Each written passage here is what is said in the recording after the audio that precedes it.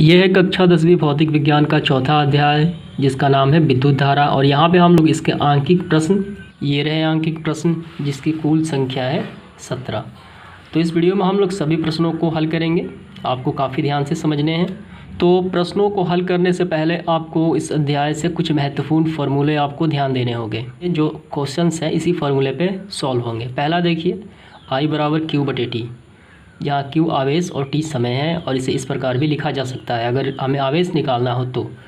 यहाँ देखिए, यहाँ है V यानी विभवांतर, W बटे Q और इसके W यानी वर्क यानी वाट यानी शक्ति कैसे निकाला जाए, V इंटू Q। और ये भी है फार्मूला P निकालने का यानी पावर निकालने का, W बटे T। ये श्रेणी क्रम में अगर किसी चालक में प्रतिरोध श्रेणी क्रम में जुड़े हों तो उसका समतुल्य प्रतिरोध इस फार्मूले से निकलेगा। अगर वो श्रेणी क्रम में हो तो अगर वही प्रतिरोध समांतर क्रम में जुड़े हों तो उसका समतुल्य प्रतिरोध इस फार्मूले से निकाल सकते हैं। तो यही सारी बातें हैं यहाँ पे फार्मूले। प्रश्न आएगा तो हम सबको अच्छे से समझ लेंगे। तो चलिए इस वीडियो को शुरू करते हैं। तो यहाँ पे प्रश्न क्रमांक पहला इस प्रकार है, 1 मिली कूलम्ब आवेश को 25 वोल्ट विभव वाले बिंदु से 125 वोल्ट विभव वाले बिंदु तक ले जाने में कितना कार्य करना पड़ेगा। यानी एक बिंदु से दूसरे बिंदु तक आवेश को ले जाने में कितना कार्य करना पड़ेगा, यानी W का मान हमें यहाँ पे निकालना है। तो सबसे पहले दिया गया मान देखिए, आवेश यानी Q कितना दिया गया है, 1 मिली कूलम्ब। तो इसे हमें कूलम्ब में बदलना पड़ेगा। तो ये हो गया 10 के पावर -3 कूलम्ब, या इसको हम इस प्रकार भी लिख सकते हैं 1 बटे 10 के पावर 3। तो इसका मतलब 1 बटे 1000 कूलम्ब। तो यहाँ देखिए दो बिंदु, एक बिंदु A है और दूसरा बिंदु B है।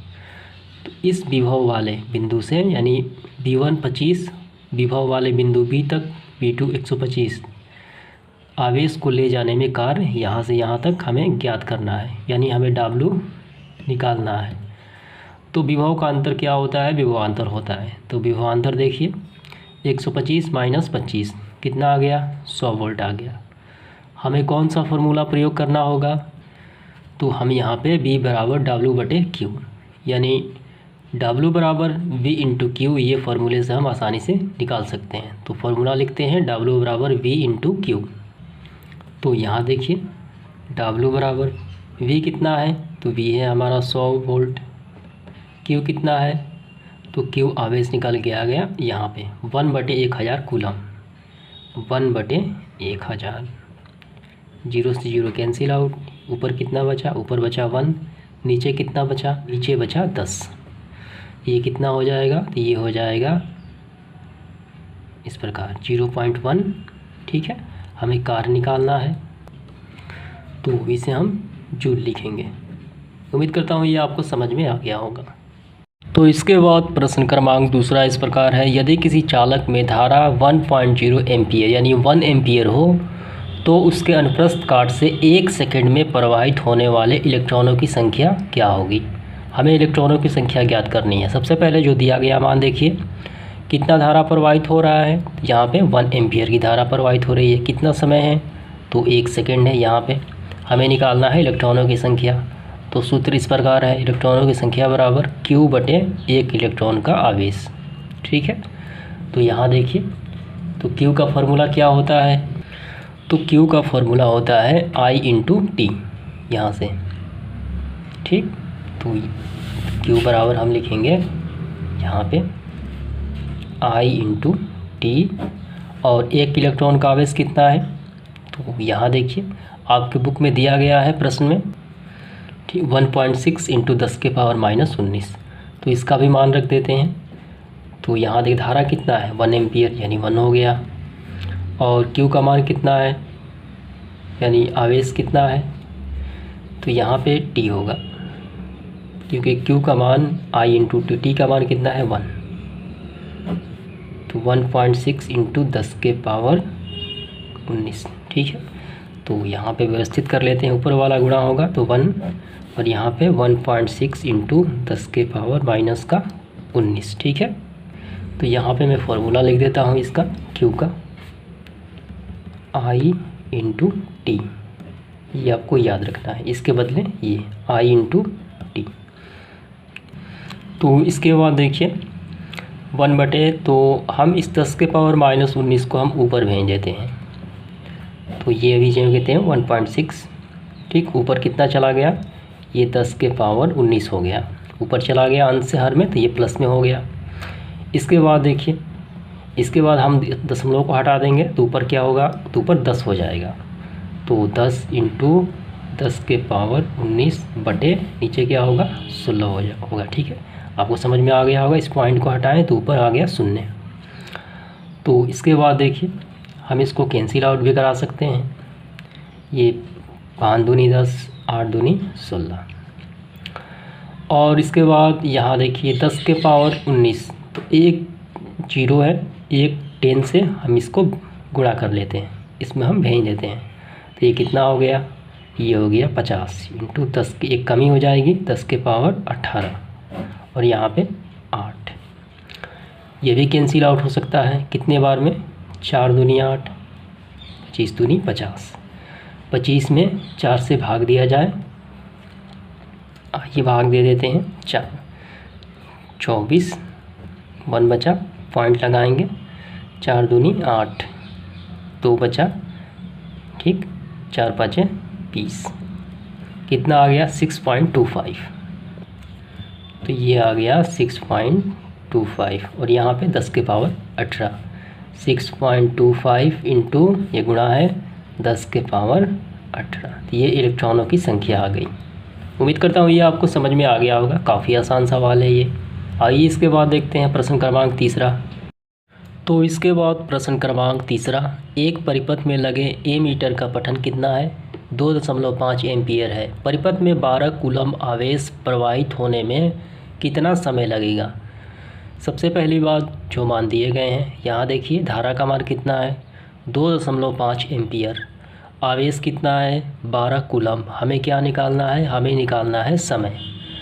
तो सूत्र क्या होता है, I बराबर Q/T, तो यहाँ से हम T का मान निकालेंगे, T बराबर Q/I लिखा जा सकता है।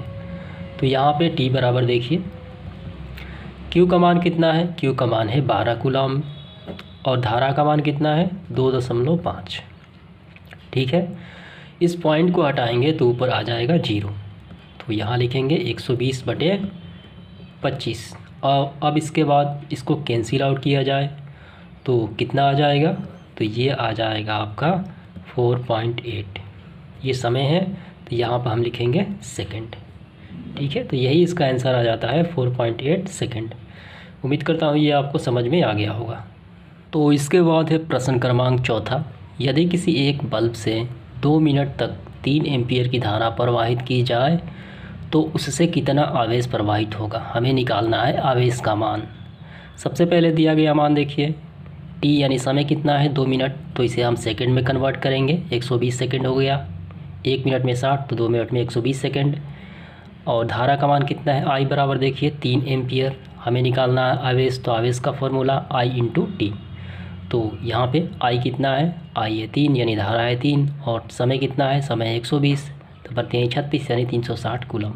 इस प्रकार ये प्रश्न क्रमांक 4 आसानी से समाप्त हो जाता है। तो इसके पश्चात है प्रश्न क्रमांक 5, यदि किसी तार को खींचकर उसकी लंबाई को दुगना कर दिया जाए तो इस तार के प्रतिरोध की तुलना तार की प्रारंभिक लंबाई के प्रतिरोध से करें।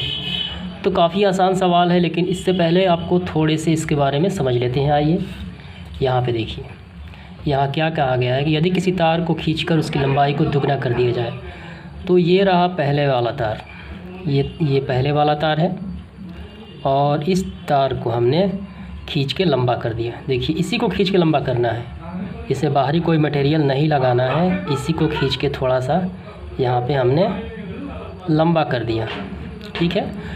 तो इसकी प्रतिरोध यानी इसकी प्रतिरोध की तुलना इसकी प्रारंभिक जो लंबाई की प्रतिरोध है इससे हमें करना है। तो यहाँ देखिए इस तार के प्रतिरोध की तुलना यानी इसको, यदि किसी तार को खींच के लंबाई को दुगना कर दिया जाए इसको, तो इस तार की प्रतिरोध की तुलना तार के प्रारंभिक लंबाई इसकी लंबाई के प्रतिरोध से करना है। तो आइए इसको हल करते हैं। तो यहाँ पे देखिए काफ़ी ध्यान से, माना तार की प्रारंभिक लंबाई L ठीक है, यानी तार जो है वो पहले उसकी लंबाई कितनी थी, L थी, और उसका प्रतिरोध R है, और उसका अनुप्रस्थ काट का क्षेत्रफल यानी A बराबर R, इसे कहा जाता है रो, ठीक, L/A, ठीक, इसे रो कहा जाता है। तो ये अब समीकरण 1 हमने माना। तो ये पहले तार के बारे में है। देखिए यहाँ माना तार की लंबाई L, तो हम इसकी लंबाई कितने मान लिए, L मान लिया, ठीक है, और इसका प्रतिरोध भी कितना मान लिया, R मान लिया, और इसका अनुप्रस्थ काट का क्षेत्रफल A, तो ये रहा अनुप्रस्थ काट का क्षेत्रफल, ठीक है। आपको ध्यान रखना है कि ये जो तार है एक बेलन के समान है, ये इसका क्षेत्रफल और ये इसकी ऊंचाई हो गई, ठीक है, क्षेत्रफल और ऊंचाई होती है बेलन में। तो इसके बाद ये पहले तार के लिए है, ठीक है, तो अनुप्रस्थ काट का क्षेत्रफल A बराबर R equal to row L/A, ये समीकरण 1 हो गया। अब इसके बाद हम देखते हैं इसके दूसरे तार के बारे में। तो इसके बाद देखिए खींचने के बाद लंबाई कितनी हो गई, पहले लंबाई है L, इसकी लंबाई हो गई 2L, इसका प्रतिरोध R' माना, और अनुप्रस्थ काट का क्षेत्रफल हमने माना A', ठीक है, ये बातें आपको समझ में आ गई। इसके बाद आगे देखिए, तो यहाँ देखिए ये जो पहले वाला तार है और ये बाद वाला तार है, तो इसका आयतन इसके आयतन के बराबर होगा, या इसका आयतन इसके आयतन के बराबर होगा। इसमें कोई नया मटेरियल बाहर से नहीं डाला गया है, इसी तार को खींच के लंबा किया गया है, तो इसीलिए दोनों का आयतन क्या होंगे, बराबर होंगे। आपने गणित में बेलन के बारे में पढ़ा होगा जब, तो नए तार का आयतन बराबर प्रारंभिक तार का आयतन बराबर होंगे। आइए लिखते हैं। तो यहाँ आपको समझना है तार जो है वो बेलन के समान है, मैंने आपको पहले बताया है। अगर इसका आयतन निकालना हो बेलन का तो क्या करते हैं, इसका फार्मूला होता है πr², इसका और ये h, ठीक है, ये वाला भाग और ये वाला भाग। ठीक इसी प्रकार यहाँ पर भी लागू होगा। यहाँ देखिए इसका क्या है, नए तार का आयतन, तो ये हो गया यहाँ वाला 2L और ये वाला, तो यहाँ हम लिखेंगे 2L L' बराबर प्रारंभिक तार का आयतन, ये वाला भाग और ये वाला भाग, ठीक है। तो इसका कितना हो जाएगा, इसका हो जाएगा L × E। ये बात आपको समझ में आ गई। यहाँ देखिए L से L कैंसिल आउट हो गए, यहाँ कितना बचा, यहाँ बचा 2 और A', तो हम A' को यही रहने देते हैं, और ये गुणा में है तो इस तरफ जाएगा तो आ जाएगा भाग में। तो जो नया तार है इसका आयतन कितना निकल के आ गया, अनुप्रस्थ काट का क्षेत्रफल कितना निकल के आ गया, A/2। तो इसका मतलब होता क्या है, इसका मतलब ये होता है कि नए तार का अनुप्रस्थ काट का क्षेत्रफल पहले तार के अनुप्रस्थ काट का क्षेत्रफल है उसके आधे के बराबर है। तो ये बात आपको लिखनी है। आइए इसके बाद हम लोग नए तार का क्या निकालते हैं, प्रतिरोध निकालते हैं, R' निकालते हैं, तभी हम तो उसकी तुलना करेंगे। तो आइए, तो आपको काफ़ी ध्यान से समझना है। प्रतिरोध R' बराबर ये क्या होता है, ये होता है रो, इसे गोल बनाना है आपको। तो रो बराबर इसका फार्मूला क्या होता है, L/A। तो आपको यहाँ आपको देखिए ध्यान से, तो यहाँ R' बराबर ये तो रो अभी ज्यों के त्यों होगा, ठीक। इसका L कितना है, इसका L कितना है, तो नए तार का जो लंबाई है वो 2L है, यहाँ पे इसकी लंबाई कितनी है, 2L है, तो ये ज्यों के त्यों यहाँ पे लिखेंगे 2L। और इसका A' कितना है, यानी अनुप्रस्थ काट का क्षेत्रफल अभी हमने निकाला A/2, ठीक है। तो यहाँ देखिए ये ऊपर जाएगा यानी पलट जाएगा तो ऊपर गुणा हो जाएगा, तो R' बराबर ये ज्यों के त्यों ये ऊपर गया 4L बराबर नीचे बचा 1। इसे हमने माना समीकरण 2, ठीक है। अब हमें इस सवाल में फाइनली जो मेन पॉइंट ज्ञात करना है, इनके प्रतिरोध की तुलना करना है, ठीक है। खींचने के बाद और खींचने से पहले वाले तार के प्रतिरोध की प्रारंभिक लंबाई के प्रतिरोध से तुलना करना है। आइए अब तुलना कर देते हैं, दोनों तो प्रतिरोध हमें मालूम चल गया। आइए यहाँ पे लिखते हैं तुलना करने पर, तुलना करने पर यहाँ देखिए, तो तुलना किया जाए तो समीकरण A2 में 1 से भाग देने पर, आप लिखिए यहाँ समीकरण 2 में 1 से भाग देने पर, तो समीकरण 2 कहाँ है, तो समीकरण 2 रहा ये रहा, ठीक है। तो R' होगा, और समीकरण 1 कहाँ है, समीकरण 1 ये रहा, ये हो गया आर, तो बटे में हम लिखेंगे आर। ठीक, इसका मान कितना है, तो इसका मान है, यहाँ देखिए इसका मान है रो यहाँ पे 4L बटे ए। ठीक, और आर का मान कितना है, आर का मान देखिए रो L बटे ए, रो L बटे ए, यहाँ लिखेंगे रो L बटे ए। यहाँ पे देखिए ये सारे कैंसिल आउट हो जाएंगे, L से L, ठीक है, ए से ए और रो से रो। ऊपर कितना बचा, ऊपर बचा 4 और नीचे कितना बचा 1, तो दोनों का अनुपात यानी प्रतिरोध का अनुपात निकल के कितना आ गया, आर डैश बटे आर का 4/1 यानी 4:1। यही तो आपको ज्ञात करना है। तो उम्मीद करता हूँ ये आपको समझ में आ गया होगा। तो चलिए इसके बाद देखते हैं इसका अगला प्रश्न। तो इसके बाद यहाँ पे 6 नंबर प्रश्न दिया गया है। 4 ओम तथा 12 ओम के दो प्रतिरोधकों को श्रेणी क्रम में जोड़ने पर समतुल्य प्रतिरोध कितना होगा, और यदि इन्हें समांतर क्रम में जोड़ा जाए तो समतुल्य प्रतिरोध कितना होगा। यानी दोनों प्रतिरोधों को हमें एक बार श्रेणी क्रम में और एक बार समांतर क्रम में जोड़ के समतुल्य प्रतिरोध ज्ञात करना है। काफ़ी आसान प्रश्न है। तो सबसे पहले हम ज्ञात करेंगे ये दोनों प्रतिरोधों को श्रेणी क्रम में। यहाँ देखिए ये एक प्रतिरोध हो गया और ये एक प्रतिरोध हो गया, ये ए और ये बी। ठीक है, ये कितना है, ये है 4 ओम, ये कितना है, ये है 12 ओम। श्रेणी क्रम में एक दूसरे से जुड़े होते हैं और समांतर क्रम में एक दूसरे के समानांतर होते हैं, यह बात आपको ध्यान रखनी है। तो समतुल्य प्रतिरोध कितना होता है, Rp बराबर R1 प्लस R2। तो Rp बराबर R1 कितना है, ये R1 है 4 और Rp और R2 कितना है, ये 12 और 4 ये हो गया 16 ओम। ये निकल के आ गया फाइनली Rp यानी श्रेणी क्रम का 16 ओम। अब इसके बाद हम निकालेंगे दूसरा समांतर क्रम में। तो समांतर क्रम का फॉर्मूला क्या होता है, लेकिन उससे पहले एक फिगर भी बनाना होगा क्योंकि ये श्रेणी क्रम है। तो समांतर क्रम में आप ऐसे बना लीजिए, ये ए बिंदु और यहाँ पे एक प्रतिरोध, ये दूसरा बिंदु, ठीक है, और यहाँ पे ये दूसरा प्रतिरोध, ये बी। तो एक दूसरे के समानांतर है, ये 4 और ये है 12। आप बताइए कौन सा है, ये समांतर क्रम में है। तो इसका फॉर्मूला क्या होता है, आइए यहीं पे बना लेते हैं इसको। इसका होता है Rp बराबर 1/R1 प्लस 1/R2। Rp बराबर 1/R1 कितना है 4, 1/4 प्लस R2 कितना है 12। दोनों का एलसीएम कितना हो जाएगा, 12 हो जाएगा। चरती 12 3 बार में, ये कम भी कहीं 4, ठीक, चरती 12 1/4 इसका आ जाएगा। तो यहाँ पे ध्यान देना है, चरती 12 यानी 1/3 हो गया और यहाँ पे आ रहा है 1/Rp। तो यहाँ हम लिख लेते हैं अच्छे से, 1/Rp बराबर 1/3। तिरछा तिरछे गुणा कर देते हैं, 3 का 1 के साथ 3 हो गया, Rp का 1 के साथ तो Rp हो गया। तो Rp बराबर 3 आ गया। इसका 2 आंसर आ गए, एक 16 ओम एक 3 ओम।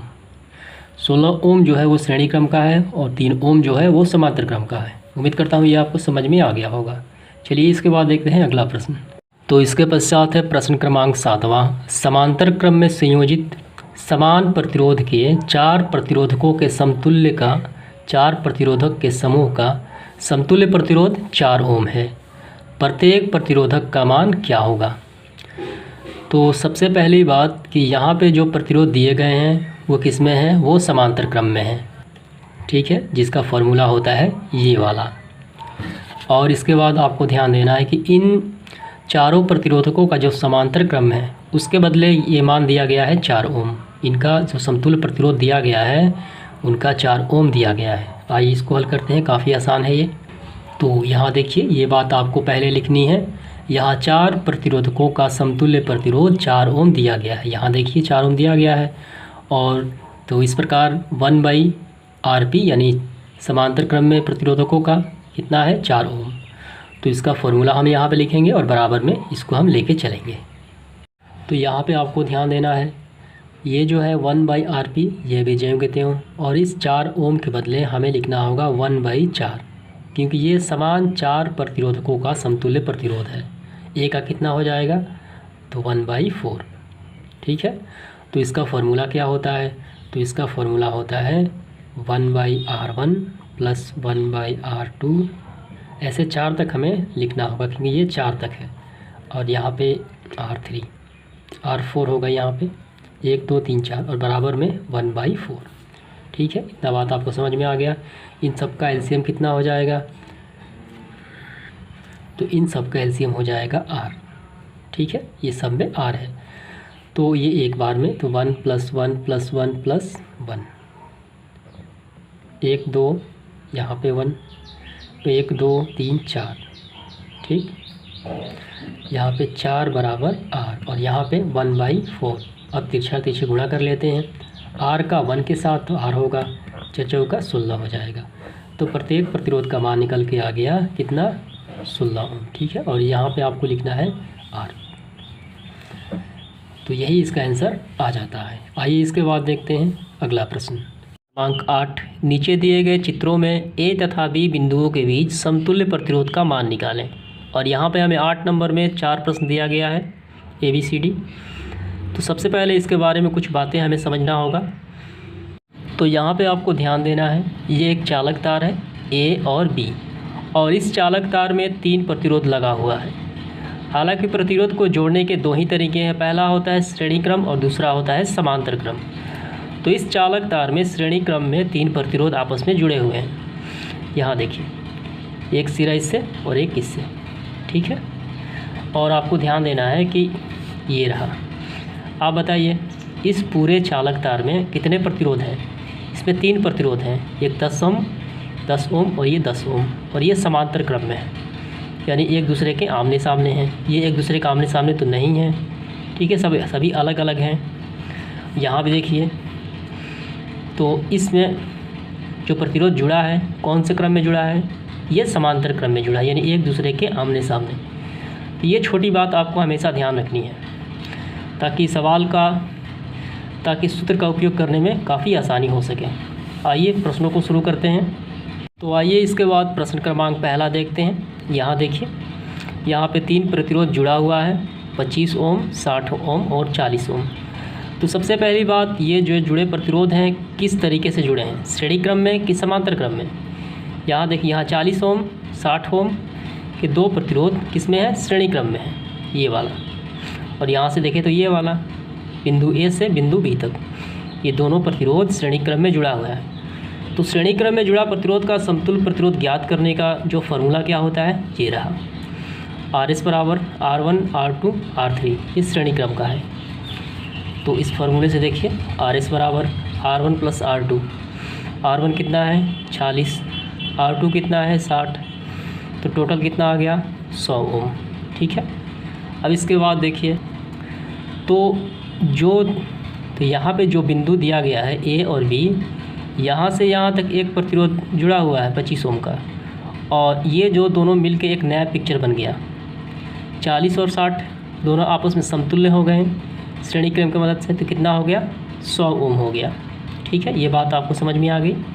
ये हो गया 25 और ये दोनों मिलके 100 ओम। आप बताइए अब ये कौन सा क्रम में जुड़ा हुआ है? ये अब बन गया समांतर क्रम। तो इसका फार्मूला क्या होगा? तो समतुल्य प्रतिरोध ज्ञात करने का देखिए फार्मूला, ये एक समांतर क्रम में है, तो इसका फार्मूला ये होता है 1/Rp बराबर 1/R1 1 + R2 + R3। तो यहाँ देखिए, समतुल्य प्रतिरोध 1/Rp, 1/25 ऊपर वाला 1/100। तो मैंने इस फार्मूले का प्रयोग क्यों किया? क्योंकि ये समांतर क्रम में है। ठीक है, तो दोनों का एलसीएम हो गया 100, तो ऊपर 4, ठीक, एक बार में तो 1, 4 1 5, तो 1/20। तो यहाँ देखिए, और यहाँ आ रहा है 1/Rp, 1/Rp बराबर 1/20, तो तिरछे गुणा हो गया, तो Rp बराबर 20। तो इसका समतुल्य प्रतिरोध आ गया पूरे का 20 ओम। ठीक है, आपको समझ में आ गया होगा। तो आइए इसके बाद देखते हैं प्रश्न क्रमांक B। ये है आकृति, और यहाँ पे कितने हैं प्रतिरोध? 1 2 3 और 4। सबसे पहली बात देखिए, 1 2 और 3, ये तीनों श्रेणी क्रम में, लेकिन ये दोनों आपस में समांतर क्रम में जुड़े हुए, लेकिन आमने सामने। समतुल्य प्रतिरोध आपको लिखना है। यहाँ 8 ओम तथा 8 ओम समांतर क्रम में है, तो इसका फॉर्मूला क्या होता है समतुल्य प्रतिरोध ज्ञात करने का?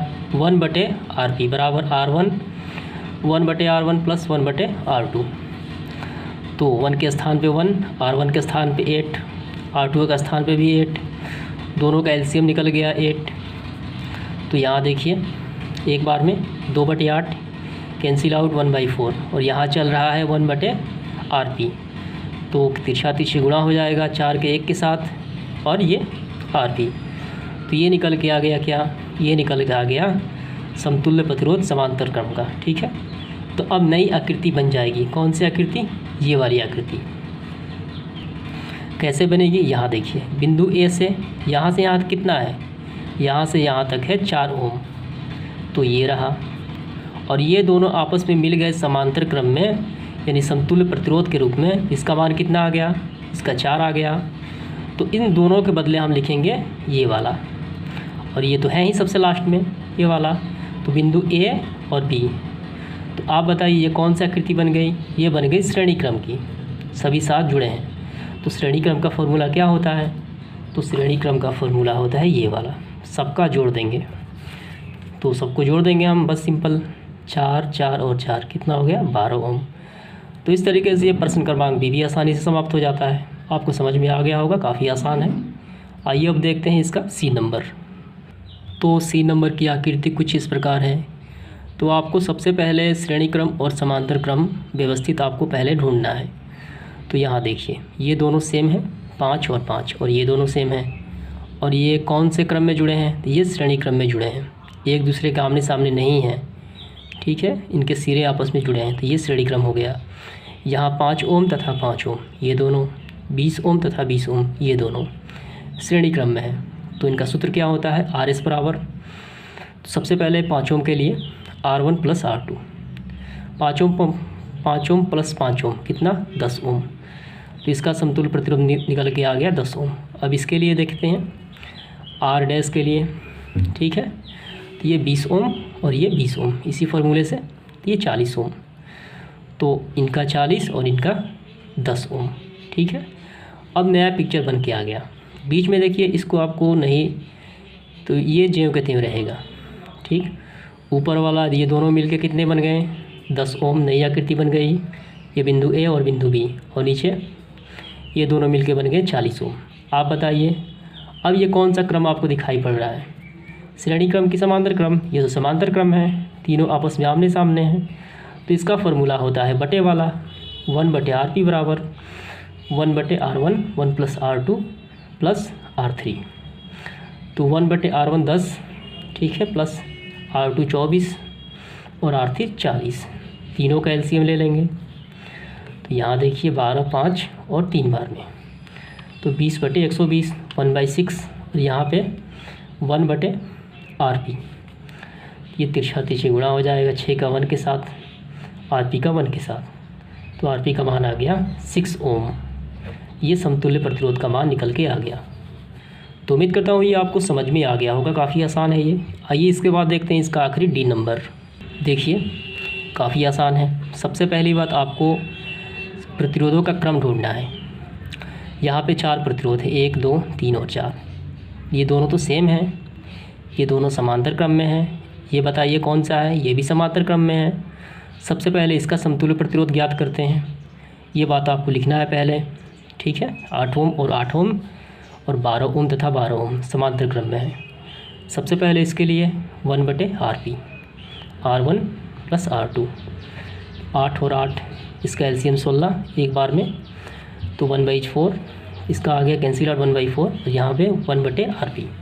तो तिरछा तिरछी गुणा हो जाएगा, RP निकल के आ गया 4 ओम, यानी इस पूरे का निकल के आ गया 4 ओम। अब इसका हम निकालते हैं। तो यहाँ देखिए इसके लिए वही फार्मूला 1/R1 + 1/R2, 1/12, ये 12 है और ये 12 है, दोनों का एलसीएम 12 एक बार में, 2/12 1/6, 1/RP क्रॉस मल्टीप्लाई, तो 6, RP का मान कितना आ गया 6 ओम। तो नई आकृति बन के आ गई क्या, यहाँ देखिए ये हो गया कितना, ये हो गया 4 ओम यहाँ पे, और ये हो गया 6 ओम, और ये बीच में 2 बिंदु हो गए। तो नई आकृति कौन सी बन गई, ये वाली। ये आपको समझ में आ गया होगा। ये कौन सा क्रम है, तो ये श्रेणी क्रम है। तो श्रेणी क्रम में दोनों को जोड़ दिया जाता है, 6 और 4 10 ओम, इसका समतुल्य प्रतिरोध निकल आ गया 10 ओम। तो यही है प्रश्न क्रमांक 8वां का डी। उम्मीद करता हूँ ये आपको सभी समझ में आ गया होगा। तो इसके बाद हम लोग प्रश्न क्रमांक 9 देखेंगे। यहाँ दो चालकों को श्रेणी क्रम एवं समांतर क्रम में जोड़ने पर उनके समतुल्य प्रतिरोध कितना है, 20 ओम तथा 5 ओम है। ये श्रेणी क्रम का है और ये समांतर क्रम का है होते हैं। तो प्रत्येक चालक का प्रतिरोध निकालें। काफ़ी आसान सवाल है। सबसे पहले आपको कुछ बातें यहाँ पे लिखनी है। तो ये बातें आपको लिखनी है। माना दो चालकों का समतुल्य प्रतिरोध x तथा y है और यहाँ पे देखिए एक श्रेणी क्रम और दूसरा समांतर क्रम। तो हम दोनों को एक साथ लेकर चलेंगे, एक साथ हल करेंगे। यहाँ पे आपको लिखना है श्रेणी क्रम के लिए और यहाँ पे समांतर क्रम के लिए। तो आप देखिए श्रेणी क्रम का कितना है, 20 ओम है।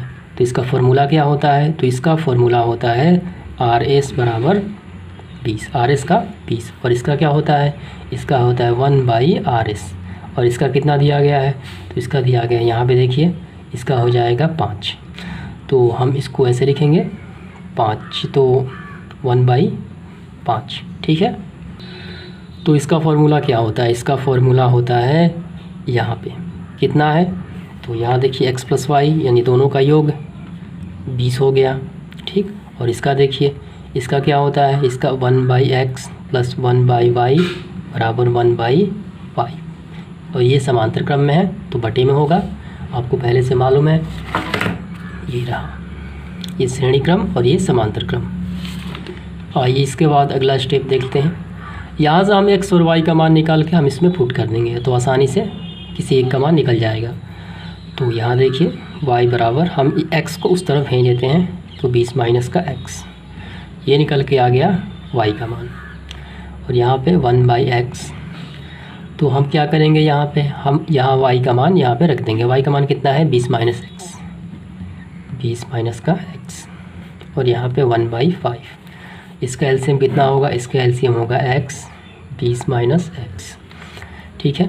आइए x और x ख़त्म हो गया, वेनिस्ट ये ऊपर चला गया, 20 - का x, ये ख़त्म हो गया, ऊपर x आ गया 1/5, ठीक है।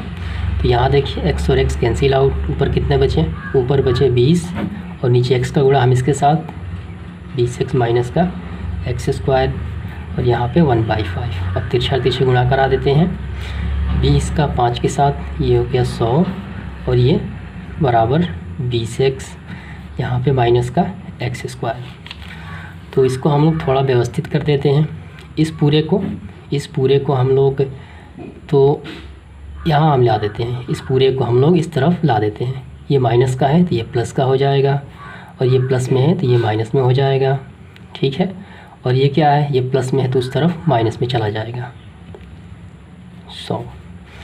अब इसके बाद थोड़ा और व्यवस्थित करना पड़ेगा, x - 20x, ये ठीक है।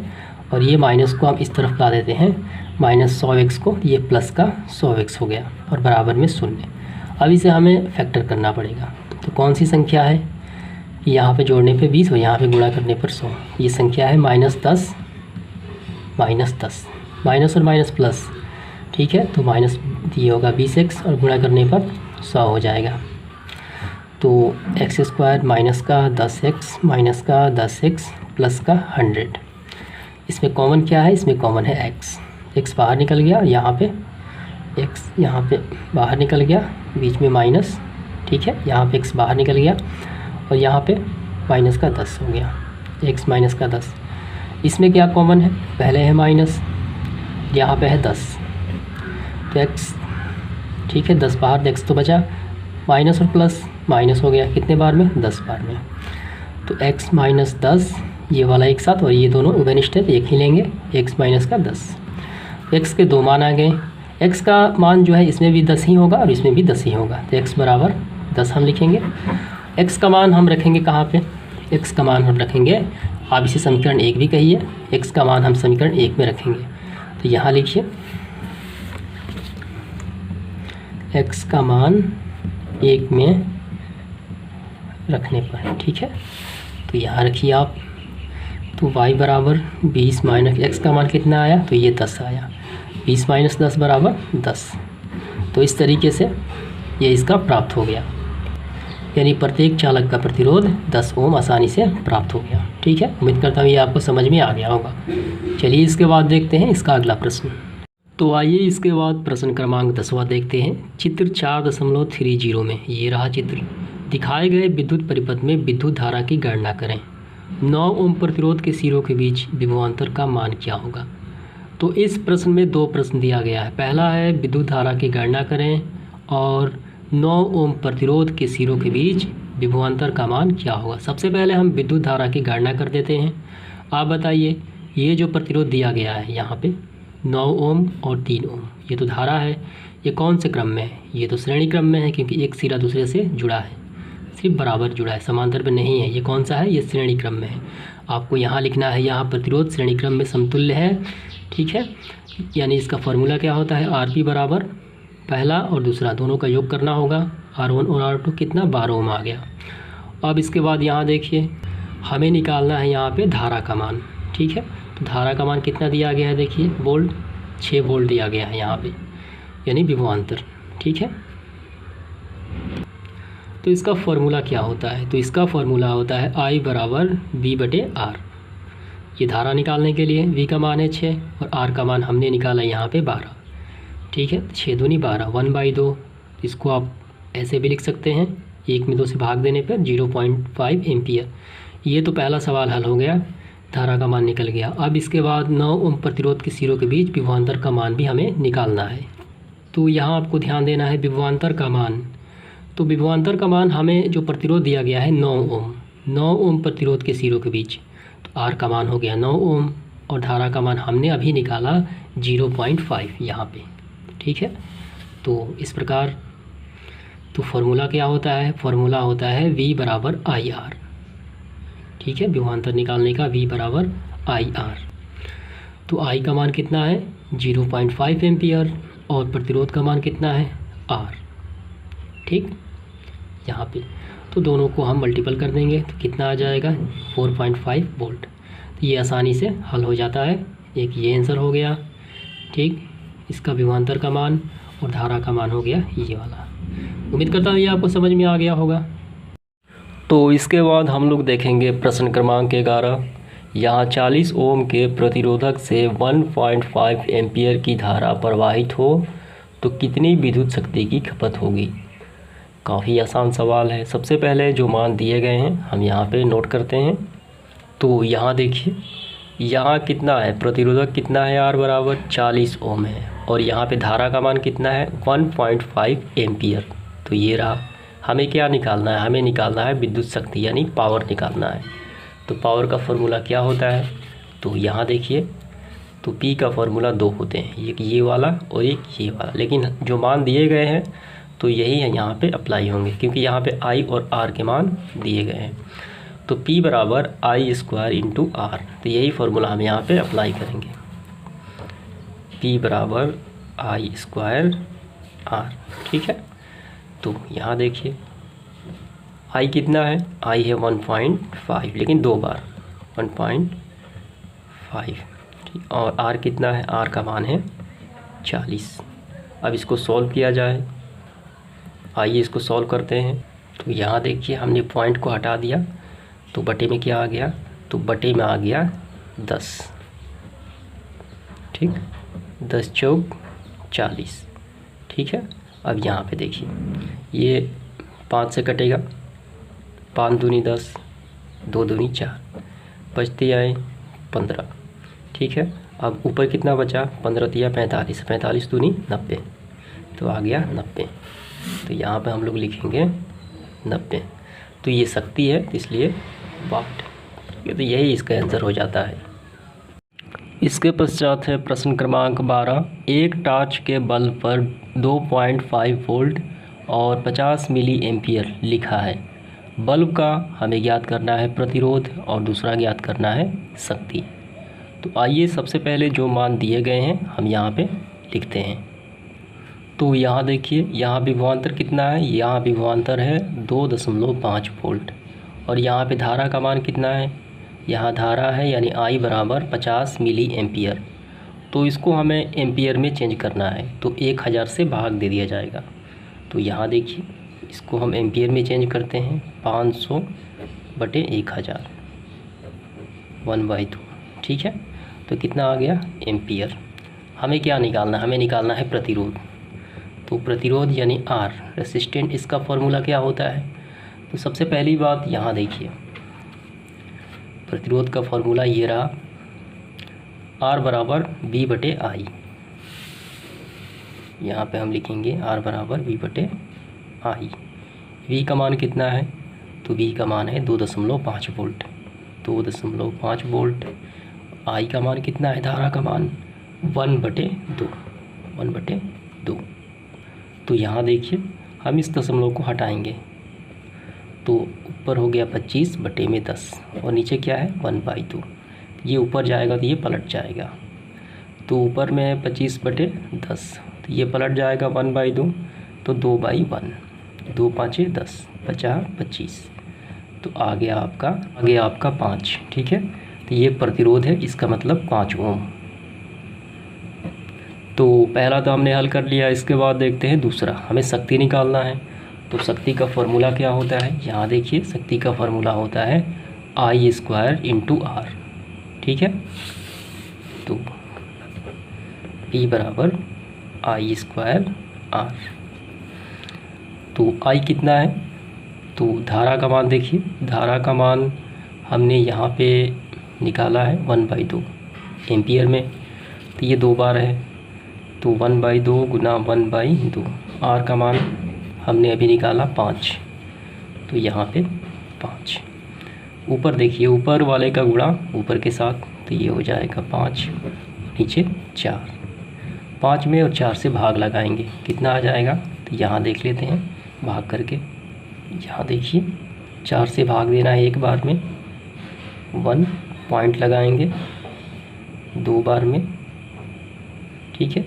तो यहाँ पे ठीक, तो 5 4 5 20, कितना आ गए 1.25, ये आ गया 1.25।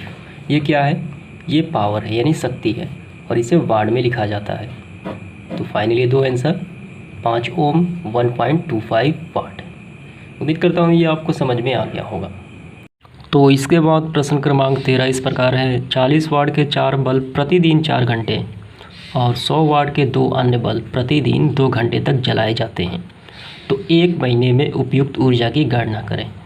तो हमें ऊर्जा की गणना करना है। आइए सबसे पहले जो मान दिए गए हैं हम यहाँ पे नोट करते हैं। तो यहाँ पे कौन से फॉर्मूले का प्रयोग किया जाएगा, तो ये रहा W बराबर P × T, क्योंकि हमें ऊर्जा की गणना करना है, तो यही फार्मूला हम अप्लाई करेंगे। तो फार्मूला लिख लेते हैं, W बराबर P × T, W बराबर P × T।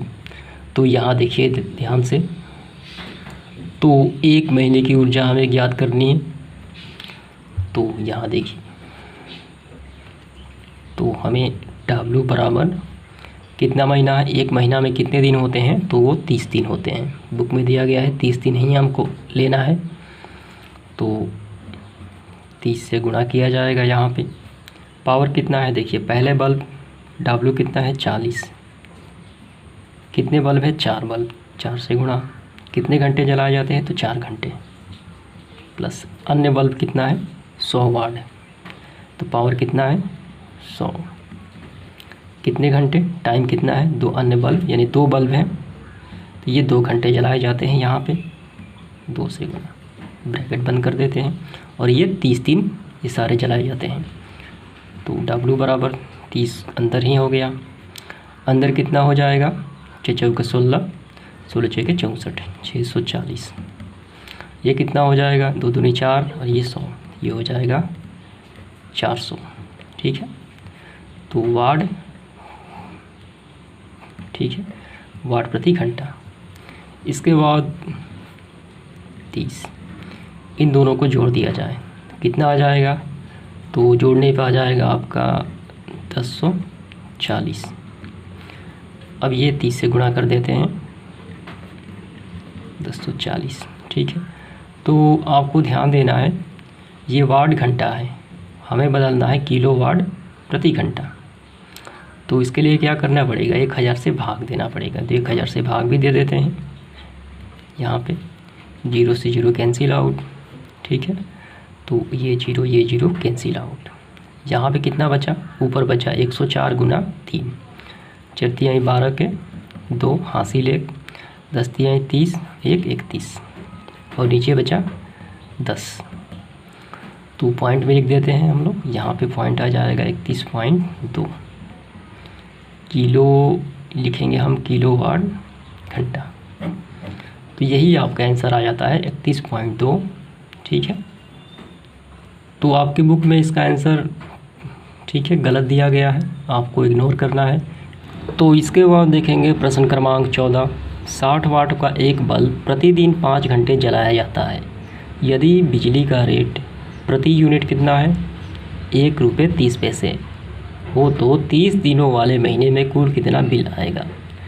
तो सबसे पहले हमें 30 दिनों में जो ऊर्जा की खपत होती है वो पहले ज्ञात कर लेंगे और उसके बाद इससे मल्टीपल यानी गुणा कर देंगे, तो आसानी से जितना खर्च आएगा 30 दिनों का वो प्राप्त हो जाएगा। आइए सबसे पहले 30 दिनों की ऊर्जा खपत पहले ज्ञात कर लेते हैं। तो यहाँ पे 30 दिनों में ऊर्जा की खपत, ठीक है। तो क्या होता है फार्मूला, W बराबर ये होता है P इंटू टी, ठीक है। तो यहाँ देखिए पावर कितना है, तो पावर है 60, लेकिन 30 पहले 30 से गुणा करेंगे, उसके बाद 60 और समय कितने घंटे चल रहा है, ये 5 घंटे, तो ये हो गया 5। तो कितना आ जाएगा, तो ये आ जाएगा देखिए 6 5 30, ये 33 का, तो टोटल आ जाएगा आपका 9000, ठीक है, वाट आवर्स। इसके बाद हम इसको चेंज करेंगे किस में, किलो वाट प्रति घंटे में। तो इसके लिए क्या करना पड़ेगा आपको, इसके लिए आपको 1000 से भाग देना पड़ेगा। 1000 से भाग दे देते हैं तो कितना आ गया, 9 किलो वाट प्रति घंटा। तो ये जो है ये 1 यूनिट के बराबर है और 1 यूनिट का खर्च इतना दिया गया है, ठीक है। तो यानी किलो वाट प्रति घंटा जो होता है वो 1 यूनिट के बराबर होता है, इसे ही कहा जाता है। अब आइए 30 दिनों का खर्च निकाल देते हैं। 30 डेज खर्च कैसे निकलेगा, तो 30 दिनों की जो खपत है यहाँ रही, ये रही, और यहाँ देखिए प्रति यूनिट कितना है, 1 रुपया 30 पैसा, और यहाँ पे है 9 किलोवाट प्रति आवर्स, यानी 1 किलोवाट प्रति आवर्स का जो इतना है, तो 9 का कितना हो जाएगा, इसे गुणा करना पड़ेगा 1.3 से। 1.3 लिखिए या 1.30 लिखिए, बात एक ही है। तो नतीजा 27 के 7, और ये हो गया 9 में 1 से 9 कितना हो जाएगा, ये हो जाएगा आपका 11। एक पॉइंट यहाँ पे लगा देते हैं, 11.7। तो इस प्रकार 30 दिनों का खर्च निकल गया 11.7 रुपया, ठीक है। यही इसका आंसर आ जाता है। इसके बाद है प्रश्न क्रमांक 15, 100 वाट और 25 वाट के 2 बल्ब समांतर क्रम में एक स्रोत से जुड़े हैं जिनका विभवांतर स्थिर है यानी समान है, दोनों बल्बों का प्रतिरोध का अनुपात ज्ञात करें। तो ये काफ़ी आसान सवाल है, ये फॉर्मूले यहाँ पे अप्लाई होगा, ये वाला, ठीक है। P बराबर V²/R, और यहाँ पे हमें प्रतिरोध ज्ञात करना है, ठीक है। तो R बराबर V²/T। तो यहाँ देखिए इस फॉर्मूले से हम निकालेंगे, तो R बराबर V²/P। तो यहाँ कहा गया है कि विभवांतर स्थिर है, यानी उसमें बदलाव नहीं हो रहा है, बराबर है। तो यहाँ V का मान क्या होगा, वो ज्यों के त्यों होगा, लेकिन यहाँ पे V का मान नहीं दिया गया है, ठीक है। क्यों, और यहाँ पे हमें सिर्फ पावर ही दिया गया है, 100 वाट और 25 वाट। तो इसको हम ज्यों के त्यों लिखेंगे। सबसे पहले 100 वाट के लिए, तो यहाँ देखिए ये है P कितना है, तो ये है 100। दोनों बल्बों का प्रतिरोध का अनुपात हमें ज्ञात करना है, तो फिर बटे में इसका लिखेंगे। फिर अब इसके लिए V², इसके लिए 25, ठीक है, V² और ये P 25 आ गया। तो इसके बाद यहाँ देखिए ये ऊपर जाएगा तो ये पलट जाएगा, नीचे वाली संख्या ऊपर और ऊपर वाली संख्या नीचे। तो यहाँ लिखते हैं इस प्रकार, R बराबर V²/100, ये ज्यों कहते ये पलट गई 25 बटे, ठीक है।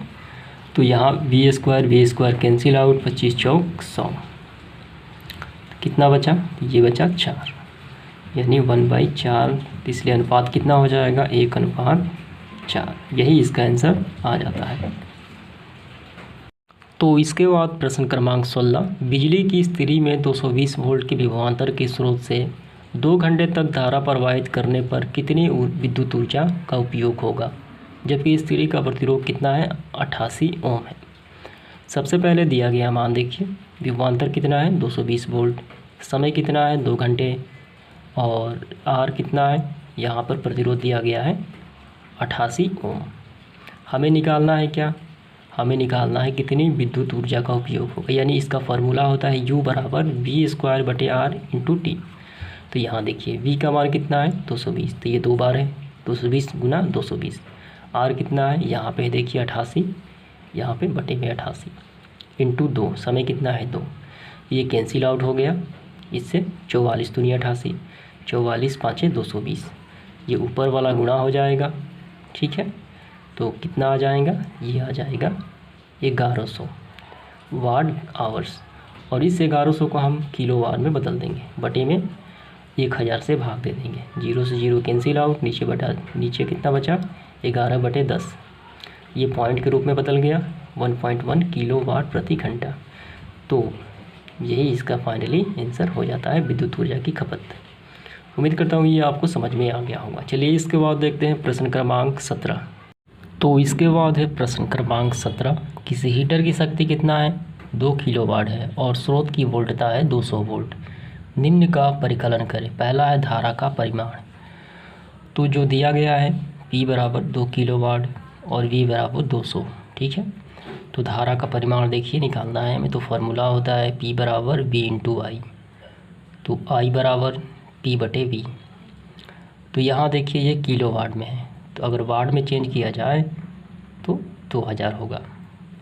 अगर 1000 से भाग दे दिया जाए तो 1 किलोवाट में आ जाता है, यानी 2 बच जाता है, तो इसे वाट में चेंज करना पड़ेगा। तो यहाँ देखिए P का मान 2000 हो गया और V कितना है 200, 0 से 0 कैंसिल आउट, और ये 10 यानी 10 एम्पियर, पहला का आंसर आ जाता है। इसके बाद दूसरा देखते हैं, हीटर का प्रतिरोध यानी R, इसका फार्मूला होता है V/I। R कितना है, R दिया गया है देखिए यहाँ पे, R बराबर हमें निकालना है V/I, तो V कितना है 200 और अभी I निकला 10, तो ये 20 ओम। इसके बाद तीसरा क्या निकालना है हमें, 2 घंटे में व्यय की गई ऊर्जा, तो इसका फार्मूला देखिए U बराबर, तो इसका होता है P × T। पावर कितना है, तो पावर है 2, ठीक है, और घंटा कितना है, तो 2 घंटे में 2 दूनी 4, तो इस प्रकार निकल गया 4 किलोवाट प्रति घंटा। इसके बाद इस 4 किलोवाट प्रति घंटा का मूल्य भी हमें ज्ञात करना है, व्यय ऊर्जा यानी इसका 5वां उसका मूल्य। यदि 1 किलोवाट प्रति घंटा की दर इतना है, यानी 1 रुपया 25 पैसा, तो 4 का कितना हो जाएगा, तो इसे मल्टीपल कर देंगे हम, ठीक है। तो इससे मल्टीपल कर देंगे 1.25, तो आ जाएगा 5 रुपया। तो इस तरीके से ये प्रश्न क्रमांक 17 आसानी से समाप्त हो जाता है। उम्मीद करता हूँ ये आपको समझ में आ गया होगा।